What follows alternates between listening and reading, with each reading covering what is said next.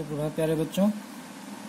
तीर्थ यात्रा कहानी के 5वें भाग में आपका स्वागत है। अभी तक आपने देखा कि हेमराज के अस्वस्थ होने की स्थिति में उसके स्वस्थ होने की कुशल कामना हेतु लाजवंती देवी माँ से मनौती करती है कि यदि उसका पुत्र स्वस्थ हो गया तो वह तीर्थ यात्रा करेगी। अब तीर्थ यात्रा के खर्च का अनुमान लगाया जाता है तो रामलाल, जो कि लाजवंती के पति हैं, ये कहते हैं कि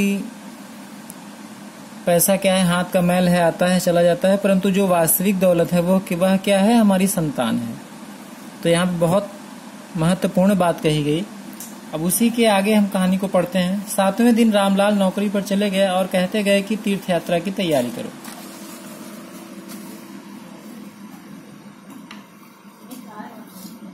तीन महीने बाद लाजवंती तीर्थ यात्रा के लिए तैयार हुई। जाने से पहले की रात उसके आंगन में सारा गांव इकट्ठा हुआ। झांझें करतालें बज रही थी, ढोलक की थाप गूंज रही थी, स्त्रियां गाती थीं, बजाती थीं। दूसरी तरफ कहीं पूरियां बन रही थी तो कहीं हलवा। लोग खा पीकर आराम करने चले गए। अब लाजवंती ने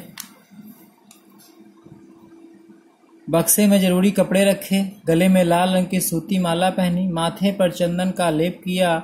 गऊ एक पड़ोसन को सौंपी और उससे बार बार कहा, इसका पूरा ध्यान रखना, मैं जा रही हूं मगर मेरा मन अपनी गऊ में ही रहेगा।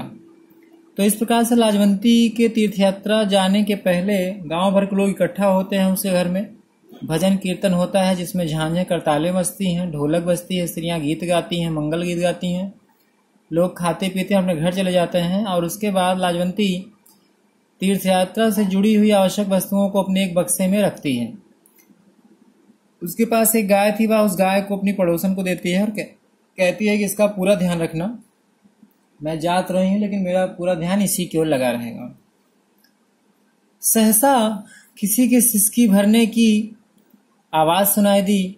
लाजवंती ने सोचा, इस समय सिसकी भरने वाला कौन है। उसने चारों तरफ देखा मगर कोई न दिखाई दिया।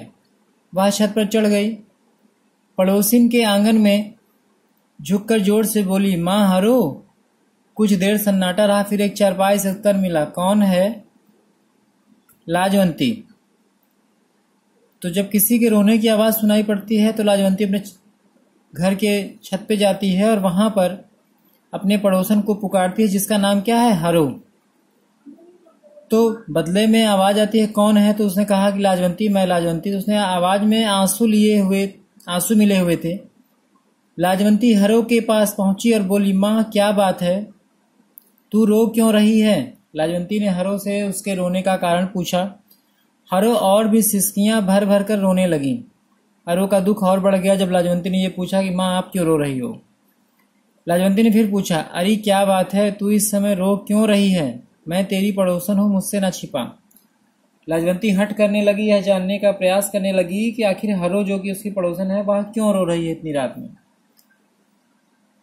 बता देना तुझे क्या दुख है। हरो ने दुखी होकर उससे पूछा, क्या तुम उसे दूर कर दोगी। हरो पूछती है, क्या तुम मेरा दुख दूर कर दोगी। तो वो कहती है, हो सका तो जरूर कर दूंगी। वो कहती है, बिल्कुल, अगर हो सका तो मैं जरूर कर दूंगी।